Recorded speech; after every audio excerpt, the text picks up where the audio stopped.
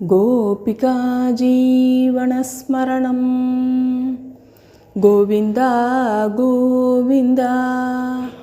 எல்லாருக்கும் நமஸ்காரம். நாம் அந்த குருவாயூரப்பனோட பரம கிருப்பையால் நாராயணியம் தசகம் 14 கபில அவதாரகா இதோட விளக்கத்தை தான் பார்க்க போகிறோம். நமக்கு தெரிஞ்சு 10 அவதாரங்கள் தான் ரொம்ப பிரசித்தமாக இருக்குது. ஆனால் பாகவதத்தில் பார்த்தேன்னா 22 அவதாரத்துக்கான குறிப்புகள் இருக்குது. அதில் ஒன்று தான் கபில அவதாரம். பகவானே கபிலராக பிறக்கிறார். இப்போ அவர் எப்படி பிறக்கிறார், எதற்காக பிறக்கிறார், அவர் என்ன உபதேசம் பண்ணுறார் அப்படிங்கிறத 14லையும் 15லையும் பட்டத்திரி சொல்கிறார். அதாவது சொந்த அம்மாக்கே பையன் உபதேசம் பண்ணுறான். அதுதான் அந்த கபில உபதேசா. இப்போ இந்த கபில அவதாரம் எப்படி நடக்கிறது அப்படிங்கிறத அந்த 14வது தசகத்தில் நம்ம பார்க்க போகிறோம். ஏன் இந்த மாதிரி இதை ரொம்ப விசேஷமாக இந்த அவதாரத்தை சொல்கிறோம் அப்படின்னாக்க, எல்லாரும் தான் பிறக்கிறா அந்த உலகத்தில். ஆனால் நான் யார் அப்படின்னு தேடின ஒரு ரமணர் தான் ஒரு பெரிய மகரிஷியாக ஆனார். அது மாதிரி எதுக்காக பிறந்திருக்கோம், நம்ம என்ன பண்ணணும் அப்படிங்கிறத நம்ம ஒவ்வொருத்தரும் சிந்திக்கணும். அப்போ தான் தாமரை இலை தண்ணீர் போல் இது ஒரு ஸ்டேஷன் தான். நம்ம இறங்கியிருக்கோம், அவ்வளவுதான். அடுத்த நமக்கு ஒரு வண்டி கிடச்சிதுன்னா நம்ம கிளம்பி போக வேண்டியதான் அப்படிங்கிற மாதிரி ஒவ்வொருத்தருமே நினச்சி நம்மளோட கடமையை மட்டும் நம்ம செஞ்சுட்டு இருந்தோம்னு வச்சுக்கோங்களேன், உலகத்தில் சண்டை பூசலே இருக்காது. எல்லாரும் அவாவா கடமையை செஞ்சுட்டு அவாவா கிளம்பி அவளுக்கு டைம் வந்தோடனே டிக்கெட் கன்ஃபார்ம் ஆனவுடனே அவாவா கிளம்ப போகிறான். இதை தான் ஒவ்வொருத்தரும் நம்ம தெரிஞ்சுக்கணும். அதாவது ஒரு டிட்டாச்மெண்ட் இருக்கணும். ஆனால் அதே சமயத்தில் நம்ம சன்னியாசியாக போகணுன்னு அவசியம் கிடையாது. பற்றுதல்கள் இல்லாமல் நம்ம இருக்கணும் அப்படிங்கிறத நம்ம புரிஞ்சுக்கணும். இப்போ பாருங்க, சமனுஸ்மிருத தாவகாங்கிரியுக்மஹ சமனு பங்கஜ சம்பவாங்க ஜன்மா அப்படின்னு ரொம்ப அழகாக ஆரம்பிக்கிறார் இந்த தசகத்தை. பிரம்மதேவனின் மகனான ஸ்வயம்புவ மனு சதரூபாவதின்னு பார்த்தோம். வலது இடது பாகத்துலேருந்து ஒரு ஆண் பெண்ணை உற்பத்தி பண்ணுறார் பகவான் பிரம்மதேவர் பிரஜைகளை உற்பத்தி பண்ணுறதுக்காக. அவளுமே உன் திருவடிகளையே தியானித்து கொண்டு இருந்தார் அப்படிங்கிறத நம்ம பார்க்குறோம். உன் வரலாற்றையே துதித்து கொண்டும் இருந்தான். இப்படி தன்னோட மண்மந்திரங்கிறது ஒரு பீரியட் ஆஃப் டைம். அதை அவர் இடையூறு இல்லாமல் இனிதே கழித்தான் அப்படின்னு ஆரம்பிக்கிறார். அதை அப்போ சமயே கழு தத்ர கர்தமாக்கியோ துருகினச்சாய பவஸ்தீய வாச்சா. அதாவது நிறைய பிரஜாபதிகளை உற்பத்தி பண்ணுறாரு இல்லையா பிரம்மதேவர். அதில் ஒருத்தர் கர்தமன். அவர் பிரம்மதேவனோட நிழல்லேருந்து தோன்றியவர். அவர் அந்த பிரம்மதேவனோட சொல்படி படைப்பு தொழிலில் விருப்பம் கொண்டார். ஆனால் அதனால் இயற்கையிலேயே அழகிய உன்னை 10,000 ஆண்டுகள் பார்த்துக்கோங்க அப்படியே தபஸ் பண்ணிகிட்டே இருக்கார். அதாவது தியானித்து தவம், அதாவது பிரஜைகளை உற்பத்தி பண்ணுறதுக்கும் அவர் எப்படி பிரம்மதேவரை எப்படி தவம் பண்ணாரோ அதே மாதிரி கர்தமரும் தவம் பண்ணுறார். அப்போ தான் நல்ல ஒரு சிட்டிசனை கொடுக்க முடியும் அப்படின்னு அவளாம் நம்பியிருக்கா பார்த்துக்கோங்க. இப்போ இருக்கிற காலகட்டங்களில் நம்ம இப்போ ஒரு ப்ரெக்னென்ட் லேடிஸ்லாம் நல்லதை கேட்கணும், நல்லதை பார்க்கணும், பகவத் தியானத்தில் ஈடுபடணும் அப்படிங்கிறது எதுக்காக சொல்கிறான்னா, அந்த குழந்தைக்கு நல்லது. அது இப்படி அபிமன்யு பிரகலாதன் அவெல்லாம் சின்ன வயசுலேயே நல்லதை கேட்டு அவெல்லாம் எப்படி ஒரு பெருமையான துருவ பதத்தை பிரகலாதன்லாம் பகவானை எப்படி அடைஞ்சார் அப்படிங்கிறதெல்லாம் பார்க்குறோம். நம்ம துருவன்லாம் சின்ன வயசுலேயே எப்படி பக்தியாக இருந்தான் அப்படிங்கிறத நம்ம எப்படி நமக்கு அந்த குழந்தைக்கு பக்தி கிடைக்கிறது அப்படின்னாக்க, சுனித்தி அவள் அம்மா பக்தியோடு இருந்தா. அதனால் அந்த குழந்தையும் பக்தியோடு இருக்க 5 வயசுலேயே தபஸ் பண்ணுற அளவுக்கு அது ரொம்ப சிரேஷ்டமாக இருந்தது.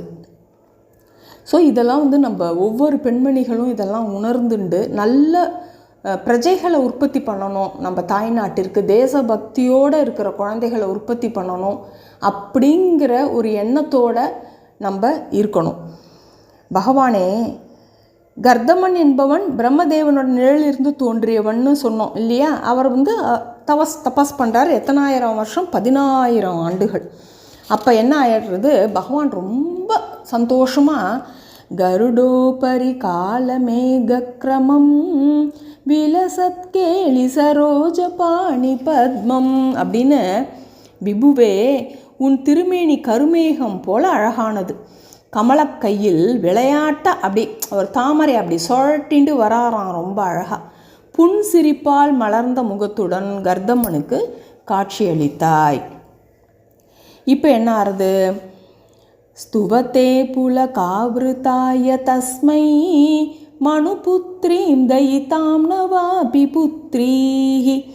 அப்போ அவர் என்ன சொல்கிறார், உன்னை துதித்து கொண்டிருந்த கர்தமன் அக்காட்சியை கண்டு அப்படியே கூஸ் பம்ஸ் மயிர்கூச்சம் அடைந்தாராம்.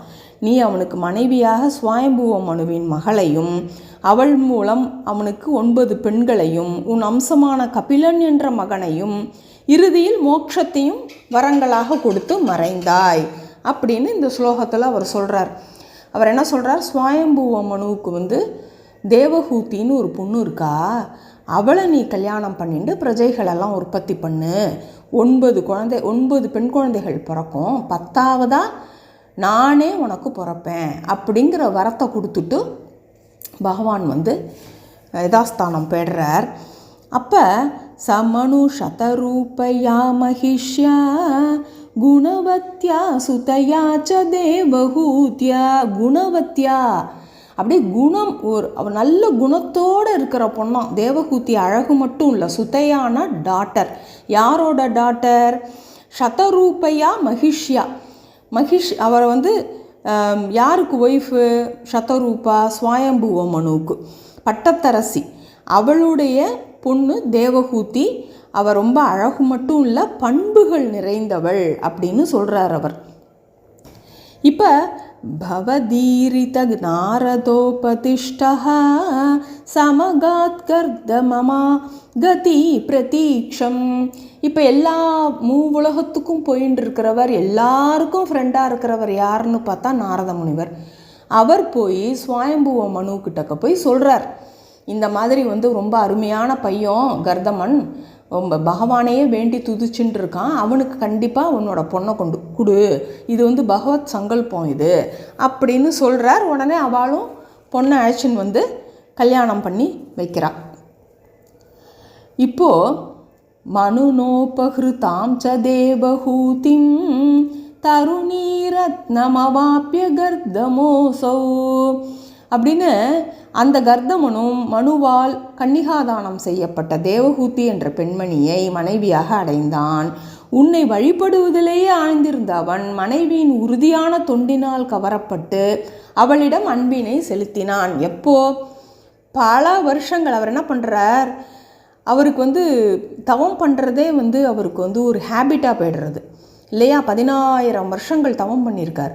அதே வந்து பழக்கத்தில் அவர் என்ன பண்ணுறார், கல்யாணமும் பண்ணிட்டு அவர் பாட்டுக்கு தவத்திலேயே ஈடுபட்டுருக்கார். ஆனால் இந்த தேவஹூதி எவ்வளோ பொறுமையாக பாருங்கோ, அவர் எப்போ கண் முழிப்பாரோ அப்போ அவருக்கு வந்து அவருக்கு வேணுங்கிறதெல்லாம் செஞ்சு கொடுத்து, அவருக்கு தவத்துக்கு வேணுங்கிறதெல்லாமும் வந்து சுஷ்ரூஷெல்லாம் பண்ணுறாராம். திருட சுஷ்ரூஷனாய ததௌ பிரசாதம். அவளை திருடமாக அவள் வந்து சுஷ்ரூஷ பண்ணினதுனால அவளுக்கு பிரசாதமாக என்ன பண்ணுறார், அவர் குடும்ப வாழ்க்கையில் ஈடுபடுறதுக்கு அவர் மகிழ்ச்சியோடு சம்மதிக்கிறார். ஆனால் பல வருஷங்கள் கடந்ததுனால அவருக்கு வயசாகிடுறது.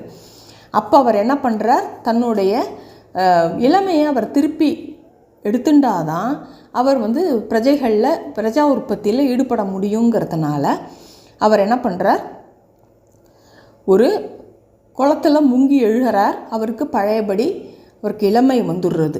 ச புனஸ்த்வ துபாசன பிரபாவாத் தைத காம கிருதே விமானே.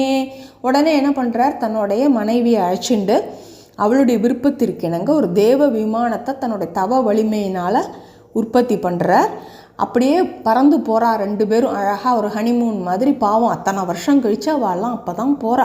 எத்தனை பொறுமையாக இருந்திருக்கா தேவஹூதிங்கிறத நம்ம பார்க்கணும். அதனால தானே அவளுக்கு பகவானே பிறக்கிறார். அதை நம்ம பார்க்கணும்.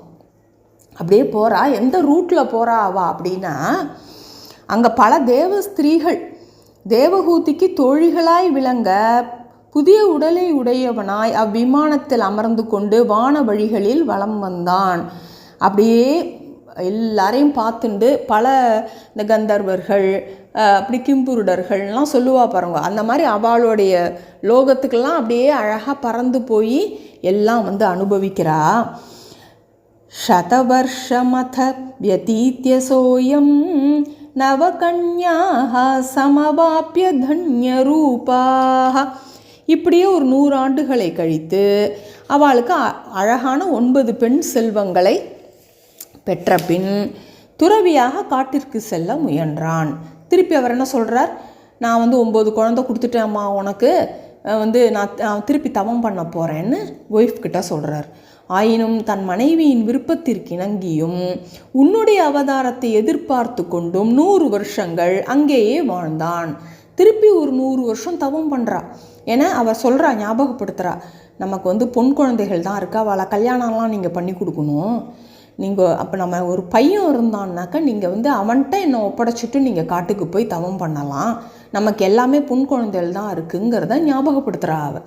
உடனே அவர் என்ன பண்ணுறார், அப்போ தான் அவருக்கு பகவான் வந்து சொன்னதும் ஞாபகம் வருது. பகவானே பிறக்க போகிறேன்னு சொன்னாரேன்னு திருப்பி எகெயின் ஒரு 100 வருஷம் தவம் பண்ணி பகவானை எதிர்பார்த்துட்டு 2 பேரும் இருக்கா.